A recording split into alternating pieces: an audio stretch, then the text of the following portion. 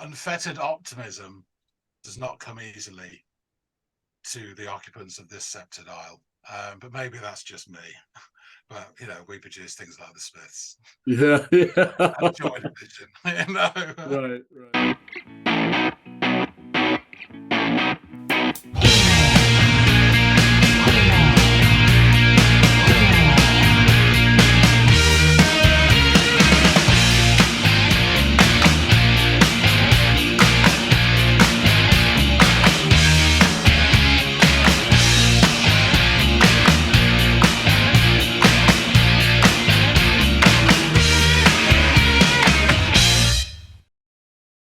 Hey, everybody. Welcome back to another Friday edition of the Audiophiles. We've got a viewer request on deck.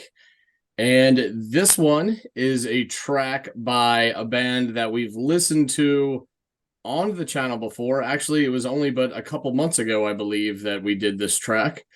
And it is, we did this, pardon me, not this track, this band, but it's Jimmy Eat World.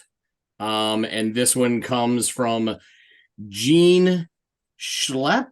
Or Schlepp, something to that effect. We'll just go with Gene. It could be Genesis Hep or Gene is Hep. Oh, Genesis Hep or Gene is Hep. Either way, this one's for you, and we see you out there. We appreciate the recommendation. This track again. Yeah, G. We'll just say with G. This one comes from Jimmy. It's Jimmy Eat World, and the track is The Middle. And as I said before, we did Sweetness off the same album a couple months ago, and I think this is probably their biggest hit. So we are going to give this a listen. As a big fan of theirs, I'm clearly familiar with it. John is not, so he is going to go off and give this tune a listen. It's off the album Bleed American or Salt, Sugar, Sweat, depending on where you are in the world. But yeah, go off and give this tune a listen, John, and let G, myself, and the rest of the people out there in the audience know what you think of it.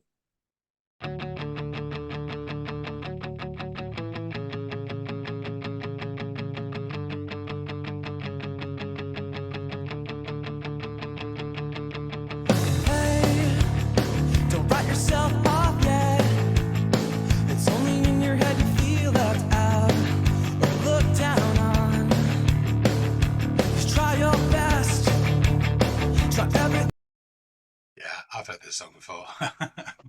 I didn't know it was Jimmy Eat World, and I've not sat down to listen to this song, but I've heard it. I've got a feeling I've heard it on sort of like TV, like montage music or something like that, because it's a real uplifting song. Oh, this is cool.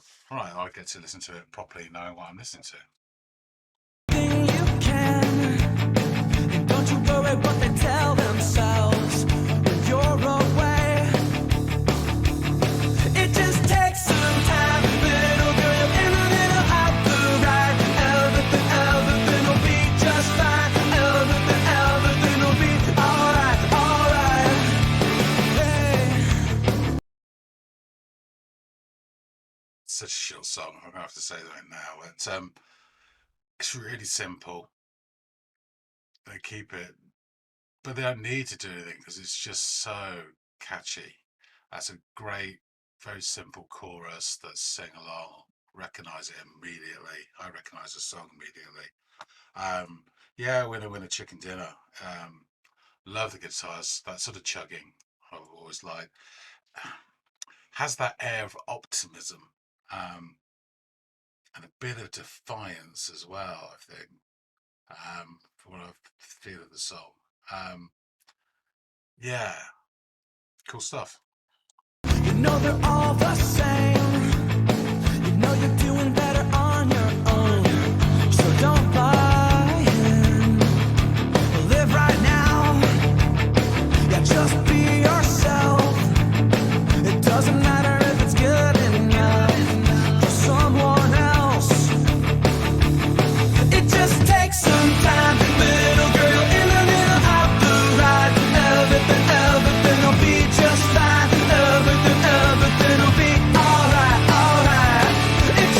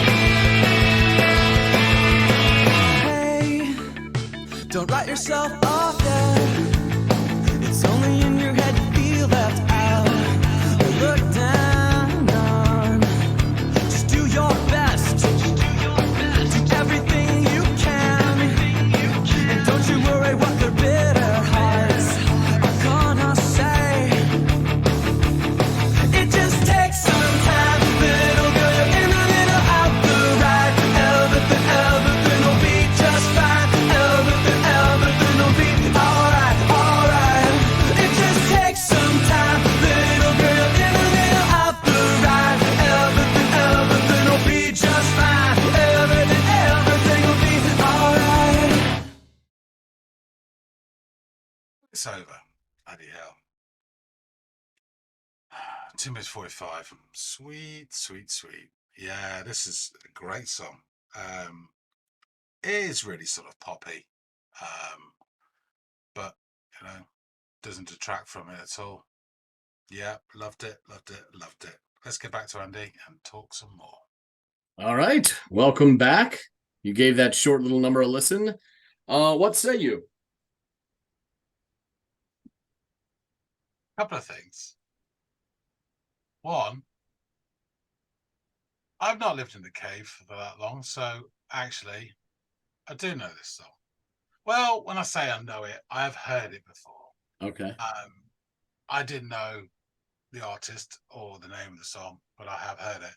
I think that's a reaction. I think I've heard it on like a TV program or something, and it put me in mind of montage music has been played over the top or something. But like I said, this was a good chance for me to actually actively sit down and choose to listen to this. Second thing is these short little numbers I find really annoying because I have to pay a lot of attention rather than if it's sort of like an 8 minute epic, you can get lost in the mix. Say, well, it went on for a bit. But now I've got to properly make an effort. So it wasn't an effort to listen to this though. I have to say. So it's a really, really simple song, this. But it doesn't have to be complicated because it's so catchy, it really is. So starts off quick clipped guitar, along with a sort of foreshadowing of the main chorus melody, as is the opener. I don't know if it's another guitar, but it's kind of played like a synth, like it sounds like. I don't know which it is, and it's in that sort of grey area. It could easily be either. Yeah. But and that's like first, 4 seconds, and I'm thinking, hello, that sounds familiar. And then the drum kicks in with the vocals, and we're away. And it's oh yeah, it's this one. I noticed at the start for the first sort of like four or so lines, because it's such a short song, it's really structured in terms of like 4 bars, this, that, and the other. So the bass guitar just plays one long note for each bar, which changes each time, and that's a real pleasing sort of backdrop. The guitars, as we spoke about, and at times I think there's about 3 or 4 layered on top of each other, but they shift around from this clipped and spiky, which is a very post-punk sound, ranging then to the meaty chugging, which is would be the name of my trucking company if I had one. But meaty chugging, which is kind of like a post-grunge sound, Yeah. It's all within this sort of 4-bar framework, but it works really well, and I think it is quite a disciplined song in that way because it's so short. The chorus comes in, crashing guitar chords at this point, and the drums are sort of, it's a real straightforward sort of drumming up at this point, but the drums then start to emphasize the sort of highs and the lows, not lows, but the ups and downs of the chorus melody, with like crashes and then like these mini fills that are like about 4 hits or whatever, which is really again pleasant. And the chorus has such a sing-along quality, and it's instantly catchy and memorable. And it kind of hits that sweet spot where it's just instant, and you kind of almost feel it in your chest. It's I caught some, not all the lyrics, but but I got the gist. There's a great deal of optimism and a little defiance in this sort of song.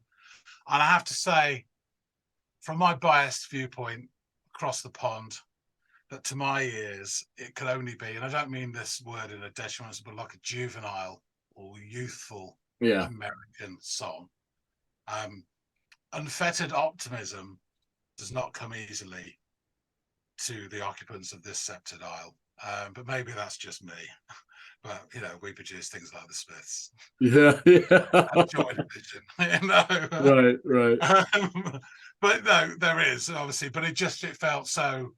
It does feel youthful, young, and it feels optimistic, and it feels American. It's all those things, and none of those are meant to be detrimental in any way. just that's what it is. No, I think Um, you're dead on about the cultural observation, and especially when you tie it into not only the American but American youth yeah, sound of it all, where that's really the wheelhouse of this. And so, yeah, for sure. yeah, No yeah. offense taken. They're not so bitter as us by that point, and that happens later when they're all addicted to oxy. But anyway, I'm joking. I'm joking. 75, 80%. That's all. That's it. So I stopped the action here, and then I realised there's then how bloody short this song is. So second verse, and it's a fuller sound now. So you've got the fatter guitar there with a high choppy guitar sound accompanying with it. I think I think there was some sort of synth noise in there as well, but I'm not 100% sure. That's just a feeling rather than Mhm. I have no evidential proof to produce to the bench. But the other vocals slide in and they kind of echo certain sentiments.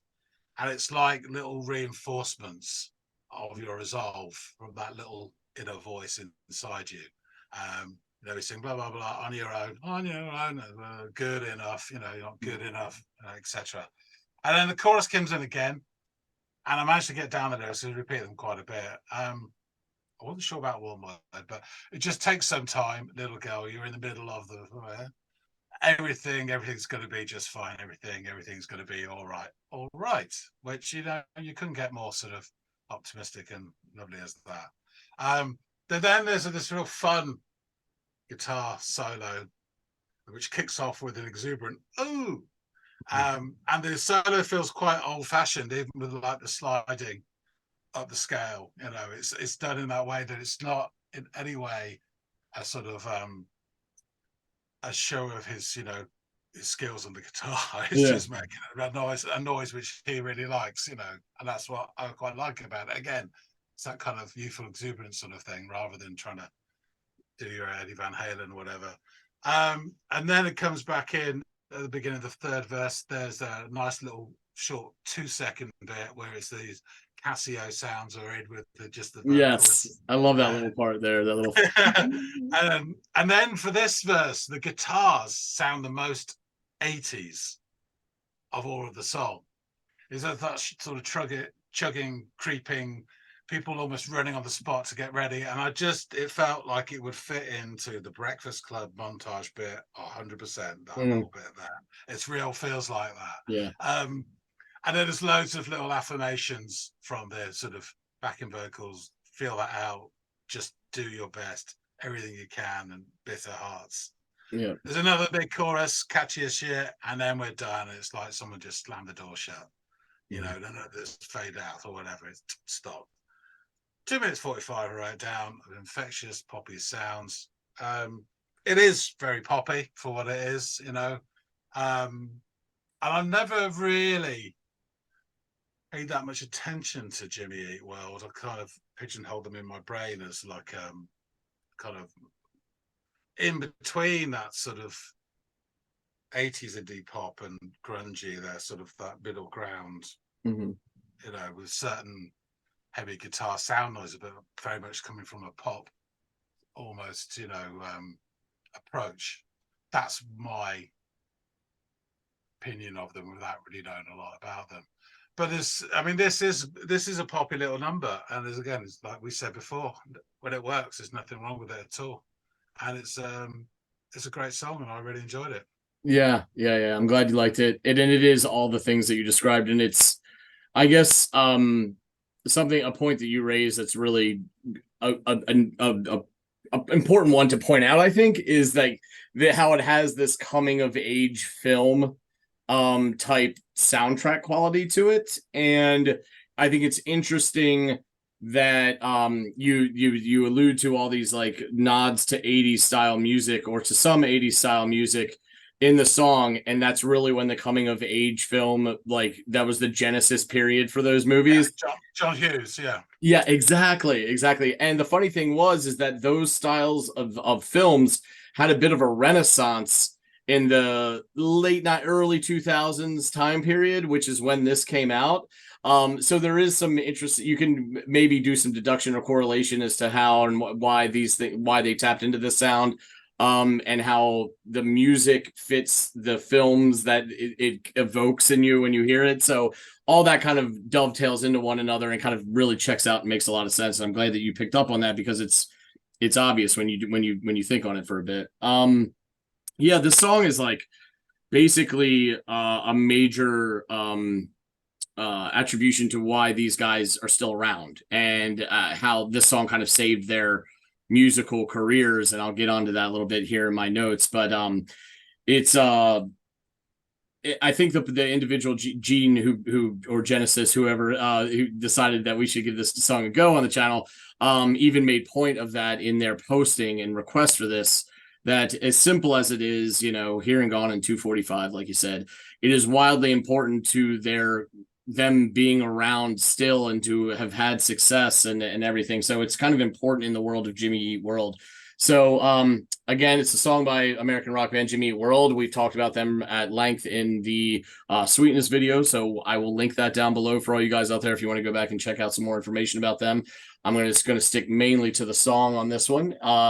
It was released in October 2001 as the second single off their fourth album, Bleed American. It was a number 5 hit on the US Billboard chart, Hot 100 in 2002, and reached top 50 in Australia, Ireland, New Zealand, and the beloved UK. The song was a breakthrough hit for Jimmy Eat World, who had self-financed the recording of the Bleed American album, and they were dropped from Capitol Records in '99. So this like last ditch effort to make a go at it was completely funded by them, which is both ballsy and scary. To be brave enough to do something like this and throw all your money in it and working regular jobs in order to fund this. As we just talked about in another reaction here, it's like there's a lot of I don't know. I have a lot of respect for bands that are like, no, we're not going to quit. We're going to give this a go, even if it means coming out of our own pockets directly. And that's really, really cool. So it's considered the band's signature song. The Middle was written after Jimmy Eat World had been dropped from Capitol Records following the release of Clarity, their previous album. Their second album, Static Prevails, had sold just 10,000 copies in 1996, and Capitol Records, as a result, decided to drop them. And the singer and guitarist Jim Atkins explained to the Dallas Observer, "We were just about invisible there, and it wasn't going to get any better." And when The Middle was released, the success of the album and the band was dependent on the single breaking through. And by early 2002, the song had reached the top of the Billboard Modern Rock track charts. The song then crossed over to top 40 radio, resulting in it reaching a peak number 5 on the Billboard Hot 100. And the Billboard Hot 100 is like the top 40 charts, rank. And to make it there is I don't know. It's not necessarily indicative of how great a song is, but it's definitely indicative of how successful a song or album is. And in this case, it was wildly successful. Although they would have more top 40 hits on the former charts, The Middle remains their only top 40 hit on the Hot 100 to date. It was also the band's only appearance on the Billboard Mainstream Rocks track chart, peaking at number 39. The song also charted in the UK, reaching a peak of number 26 in 2002. The Middle is the most commercially successful single released from Bleed American, which was probably their most commercially successful album. So, wildly important to their success was this short little pop number. And now I'm going to jump into the lyrics and then touch on them a little bit. I So, guess, go ahead. sorry, I guess as well, the success of this song would have paid back their investment as well. Oh, yes, to say the least. Yeah, absolutely. And probably got them quite a lucrative record deal in the wake of it. Probably outside of Capitol, someone else. I don't know off the top of my head, but I'm sure Capitol was probably kicking themselves when they heard this track and the other. Yeah, exactly. Yeah, no, fuck you. The lyrics are, "Hey, don't write yourself off yet. It's only in your head you feel left out or looked down on. Just try your best, try everything you can, and don't you worry what they tell themselves when you're away.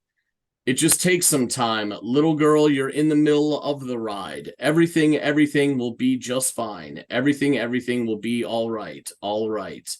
Hey, you know they're all the same. You know you're doing better on your own, so don't buy in. Live right now. Yeah, just be yourself. It doesn't matter if it's good enough for someone else. It just takes some time. Little girl, you're in the middle of the ride. Everything will be just fine. Everything will be all right, all right. It just takes some time. Little girl, you're in the middle of the ride. Everything will be just fine. Everything will be all right. Woo, as you alluded to before the lead parts. And then verse 3. Hey, don't write yourself off yet. It's only in your head you feel left out. Feel left out or look down on. Just do your best. Just do your best. Do everything you can. Do everything you can. And don't you worry what the bitter hearts are going to say. It just takes some time, little girl. You're in the middle of the ride. Everything will be just fine. Everything will be all right, all right. And then that bit repeats itself, and that's the tune. Before I jump into this little bit about the lyrics, one, I think it's incredibly charming and whatever, bleeding heart, this, that, or the other thing. I think it's really sweet that they made the focal point of this song a young woman. Especially in the early 2000s. That we weren't as forward thinking as perhaps we'd like to think we've progressed to now, though there's still indications that we haven't. But I love the idea of this 4-man rock band writing a song encouraging young girls to, like, don't worry what the magazines say or what the internet's telling you or what the latest episode of this bullshit reality show you're watching is saying. You're going to get through this. Everything's going to be fine. And it's hitting, like we said earlier, this age group that's really vulnerable to these kind of insecurities and buying into the bullshit that the media forces down their throat and that they think they should prioritize. So I think it's really cool that it's saying, hey, young lady, like, you're going to be okay. Don't worry. That's interesting. And it's not very selfish of the band to write from that perspective. And I appreciate that. So yeah, that out of the way. I will jump into, because honestly, the song isn't. Go ahead. I'm sorry. Yeah, just to say, apart from the little girl aspect, I would have thought the rest of the lyrics are all about themselves. It is. But they said, how ham-handedly selfish would it be if we just wrote a song about not giving up on our musical careers? So let's. Yeah. And they could have taken it any direction, but they said, hey, you know what? Let's do it. Let's make it aimed at a general female character, right? And I think that's really cool and interesting. But yeah, the middle reflects the trying times the band was enduring in the lead up of Bleed American, with lyrics about don't write yourself off yet, when feeling left out or looked down on. The band decided to finance the recording of the album and keep things simple on the new record rather than experiment as they had done in previous records, which is kind of what bit him in the ass. So this quote from Jim, the lead vocalist and guitarist, on our new stuff, rather than challenging ourselves by getting real experimental, we kind of went in the other direction, challenging ourselves by getting very simple. And I think by doing that, they saved their musical careers. So for all the, looking down the nose at writing a pop song or stripping things back and not being experimental or trying to be super groundbreaking, but to kind of set the foundation perhaps of the ground you then intend to break, is the move you need to do first. And that's what they did when they reinvented themselves and came out with this album, which I think is a really fun, great album. And yes, is it probably harder to relate to if you're giving it a first listen at 50 years old? I can totally understand that. I heard this when I was fucking 18, so it really resonated with me. And to the point now, I look back at it with nostalgic fondness, and I'm probably Gene and or Genesis does as well, which is why they've offered it up. And it's just a good band and a fun tune. So I'm glad you gave it a listen, man. Mm-hmm. Yeah. It was nice to know the name of this song. Yeah, that you've clearly heard several times, but couldn't put your finger on. Right. Exactly. Oh man, there are so many songs like that out there that I probably wish I knew the names of and only slightly have a memory of what the melody is, and I'll probably never be able to figure out what they were. And that kind of drives me crazy when I think about it. Everybody out there, the listening audience, let us know what you thought of this tune by Jimmy Eat World the Middle. If you enjoyed it, if you'd heard it before and hadn't realized you heard it before, which was John's experience. And if you have any other bands or songs you'd like to recommend, the comment field is there for a reason, and we do these episodes on Friday for a reason as well. That reason is to bring you guys into the fold, make you part of the community, because we very much want you to be part of this. It's a collective. John and I just happen to have enough time on our hands and dedication to get together and record these episodes that we do so much enjoy. So thank you guys so much for everything you offer up to the Audiophiles. We really do appreciate it. If you're new here, like, share, subscribe if you'd be so inclined. We really do appreciate growing the channel. Just alluded to the community. We always want to grow that community. So if you're new here, hit the like button, subscribe, and thinking about joining us. Thank you so much. All that out of the way, we hope to see all y'all and then some more on the next episode of The Audiophiles. See you later, guys.